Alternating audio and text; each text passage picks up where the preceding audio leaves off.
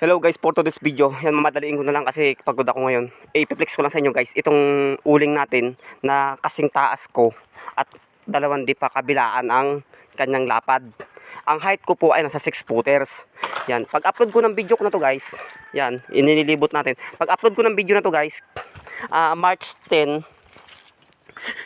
mamimili po ako ng tatlo na mananalo na mabibigyan natin ng load ng 50 pesos. Yan guys, seryoso po ako guys, hindi ako nagbibiro. Yan, mag-comment lang po kayo sa comment section kung ilan po sako ang mahango nating uling dito. At kung magtama po yung hula nyo, ay kayo mabibigyan ng load na 50 pesos. Tatlo lang po ang mapipili ko. Yan, kaya pabilisan na lang po ng comment. Pag-upload ko po ng video ko na to, March 10, pagdating po ng March 13, 3 days ago, hindi na po ako pili ng maluludan sa inyo kasi po 2 days nang lumipas. Kaya po kasi hango na yon. Ipopost ko po to kung ilang sako ang nahango natin para makikita niya rin po. Na i-video na rin natin siguro kung kaya natin i-video kasi wala nga tayong editor ngayon. Hindi ako sanay kasi mag-edit. At ang sako dito guys, sa pinaglalasa ko ng uling, ganito lang po kalaki. Yan. Malaki pa yung pala guys kung itatayo mo yan. Yan. May sako na rin siya guys, may uling na yan guys, yan.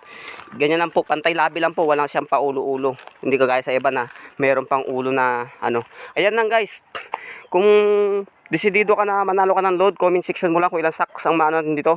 Hindi po ito bababa sa 15 sacks ng sako ng ganito kalaking sako. Yan, mga sako ng asukal. Yan. Yan lang guys, comment lang kayo guys. At kailangan naka-follow ka rin sa aking Facebook page, Hari ng Mukbang Vlog. At nakasubscribe ka rin dapat sa aking YouTube channel, Kuya Balong Vlog. Yun lang guys, thank you for my watching. I love you sa inyong lahat sa mga wala sa sumusuporta.